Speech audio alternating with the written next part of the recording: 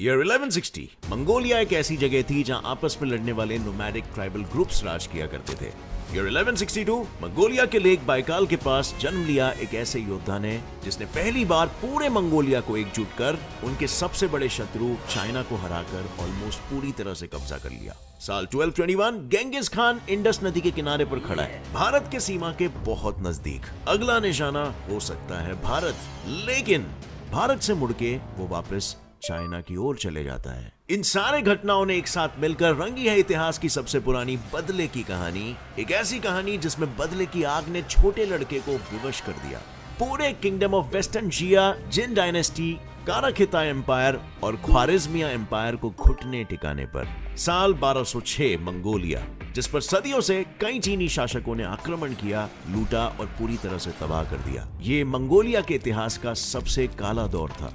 एक मंगोल अपना अपमान कभी नहीं भूलता, और ये वो दौर था जब से मंगोलिया का हर योद्धा, हर चीफ के जिंदगी का इकलौता मकसद था चीन की बर्बादी। बट यार, किसी इंसान में बदले की भावना इतनी डीपली रूटेड कैसी हो सकती है? गेंगिस खान ने अपनी जिंदगी में बदले को पूरे करने के लिए ही सारे काम किए, और पैराडॉक्सिकली इसी से वो सक्सेसफुल बना। सो क्या हमें भी इससे कोई फायदा हो सकता है? वेल, एक स्टडी में पाया गया कि इंसान बदला लेने के लिए मोटिवेट होता है क्योंकि रिवेंज लेते वक्त हमारे ब्रेन का वो पार्ट एक्टिवेट होता है जो प्लेजरेबल फीलिंग देता है, और बदला लेते वक्त या उसके बाद हमारे बॉडी में स्ट्रेस हार्मोन्स जैसे कि एड्रेनालिन और कॉर्टिसोल रिलीज होता है, जिसके बॉडी में नेगेटिव साइड इफेक्ट्स होते हैं, जिसमें मेजर है लॉस ऑफ फोकस, और आपको सही डिसीजन लेने से रोकेगा। अब आपको ये सीख कैसे मिली? खुद गलती करके या दूसरे की गलती से? वेल, अब ऐसे ही सक्सेसफुल लोग, बड़े बड़े बिजनेसमैन और लाइफ कोचेस की गलतियों से सीख के उनके फंडे को अपने लाइफ में इंप्लीमेंट कर सकते हो। इसमें एक प्रॉब्लम थी। मंगोलिया के ट्राइब्स 1206 के पहले आपस में बटे हुए थे और उन सब में कोई एकता नहीं थी।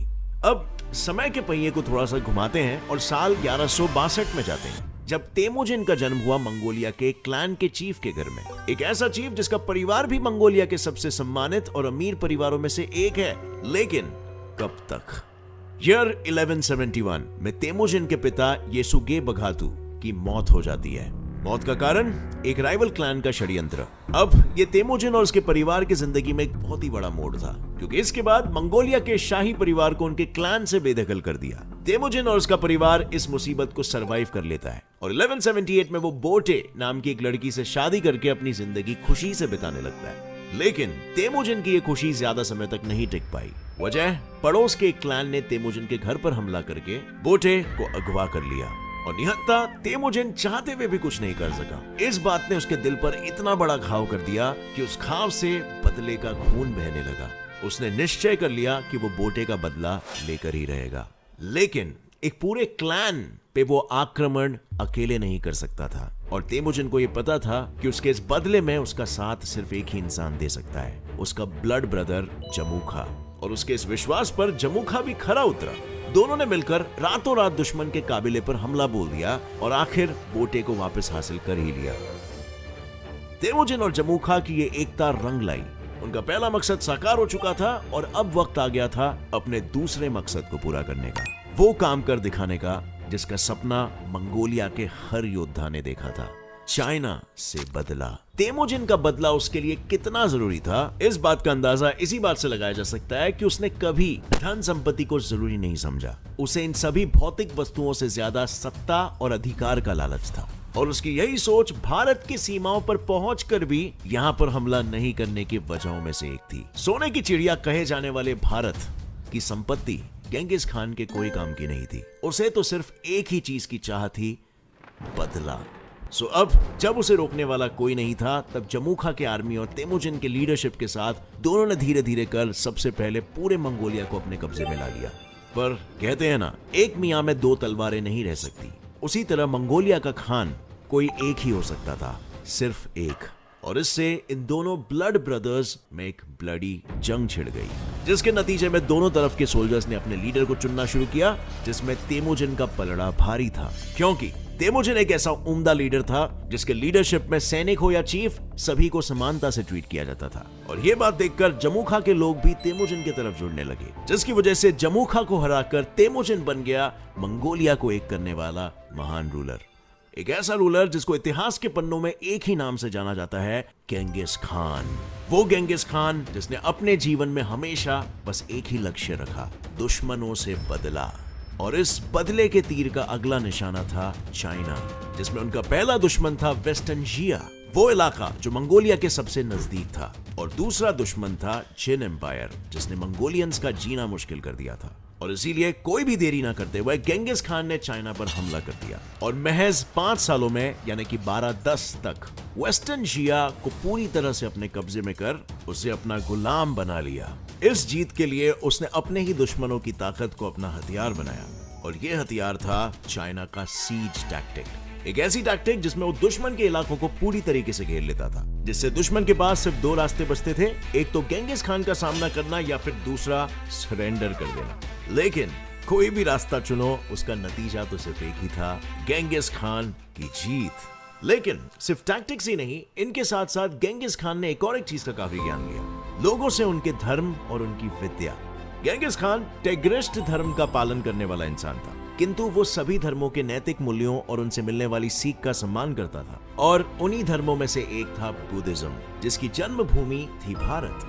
अब क्योंकि गेंगिस खान बुद्धिज्म धर्म का बहुत सम्मान करता था और इसका जन्म भारत में हुआ था, इसीलिए इतिहासकारों का ऐसा मानना था कि उसके भारत पर हमला नहीं करने की ये भी एक वजह थी। खैर, दुश्मनों से चोरी छुपे ऐसे ही कई ज्ञान और टैक्टिक्स सीख उसने वेस्टर्न जिया के बाद चाइना के दूसरे पावर जिन एम्पायर को भी सन 1215 में हरा दिया। हैरानी की बात तो यह थी कि जिस चाइना ने कभी मंगोलियंस पर अत्याचार कर उन पर राज किया था, वो गेंगिस खान की वजह से इतने मजबूर हो गए थे कि उन्हें खुद को बचाने के लिए दीवार बनानी पड़ी। कोई ऐसी वैसी दीवार नहीं, the great wall of China. लेकिन पूरे देश को झटके में तबाह करने वाले गेंगिस खान को एक दीवार क्या रोकने वाली थी। चाइना के ग्रेट वॉल को आसानी से पार करके उसने जिन एम्पायर को भी अपने कब्जे में कर लिया, जिससे आखिर गेंगिस खान ने वेस्टर्न जिया और जिन एम्पायर से अपने देश के बदले को पूरा कर लिया था। लेकिन चाइना की यह हार गेंगिस खान की बर्बादी के सिलसिले का अंत नहीं थी, बल्कि ये तो बस शुरुआत थी। क्योंकि एक तरफ जहां गेंगिस खान अपने दुश्मनों से ही युद्ध नीतियां सीखकर उन्हें मात दे रहा था, वहीं दूसरे तरफ 1218 में उसके ही पड़ोसी काराखिता एम्पायर ने एक मंगोलियन शहर को अपने कब्जे में लेते हुए उसके राजा और गेंगिस खान के दामाद की हत्या कर दी थी। यानी जिस थाली में खाया उसी थाली में छेद, वो भी गेंगिस खान के साथ। जैसे कि मैंने पहले बताया, एक मंगोल अपना अपमान कभी नहीं भूलता, इसीलिए अपने साथ हुए इस धोखे का हिसाब करने गेंगिस खान काराखिताय पहुंचा। उस पूरे एम्पायर पर हमला कर उसे पूरी तरह से खत्म कर दिया और एक बार फिर से गेंगिस खान ने अपना बदला लिया। बर्बादी और बदले का यह सिलसिला गेंगिस खान को चैन की सांस लेने ही नहीं दे रहा था, क्योंकि अब उसके ही नए पड़ोसी ने उससे दुश्मनी मोड़ ली थी, बिना ये जाने कि इसका नतीजा उस राज्य का विनाश भी हो सकता है। ये राज्य था ख्वाराज़म एम्पायर, जो काराखिताय के बाद मंगोल एम्पायर का एक नया पड़ोसी बना था। अपने पड़ोसी से अच्छे रिश्ते बनाने और सैकड़ों सालों से ईस्ट और वेस्ट के बीच के बंद हुए पड़े ट्रेड रूट्स को खोलने की उम्मीद से गेंगिस खान ने सन 1219 में व्यापार समिति को ख्वाराज़म एम्पायर भेजा, वो भी एक बार नहीं बल्कि 2 बार। लेकिन कहते हैं ना, जब अंत सर पर हो तब इंसान के सोचने समझने की क्षमता कम होने लगती है, और इसीलिए तो मंगोलिया और ख्वाराज़म के रिश्तों में मिठास लाने वाले प्रस्ताव पर वहां के शासक अलाउद्दीन मोहम्मद II ने शक करके भारी सभा में उन्हें बेइज्जत कर उनकी हत्या करवा दी। एक मंगोल की हत्या करना गेंगिस खान को राज नहीं आने वाला था, और एक बार फिर दुनिया को मंगोल के खून गेंगिस खान की क्रूरता को देखने का मौका मिला। वो हर हाल में मोहम्मद और उसके परिवार का अंत कर उसे बर्बाद करना चाहता था, और उसने ये किया भी। गेंगिस खान के इसी बदले ने ख्वाराज़म एम्पायर में जो तबाही मचाई, वो इतिहास के पन्नों में सबसे बड़ी तबाहियों में से एक मानी जाती है।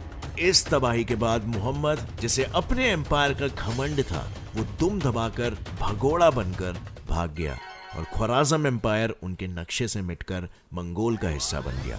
इसके बाद पिता की जिम्मेदारियों को अपने कंधों पर लेते हुए जलालुद्दीन ने मंगोल्स को हराने की काफी कोशिशें की, लेकिन इस कोशिश में असफलता के सिवाय उसे कुछ हासिल नहीं हुआ। अपनी इसी असफलता से कोई सीख न लेते हुए जलालुद्दीन ने भारत के दिल्ली सल्तनत से मदद की गुहार लगाई, लेकिन उन्होंने मदद के लिए साफ इनकार कर दिया।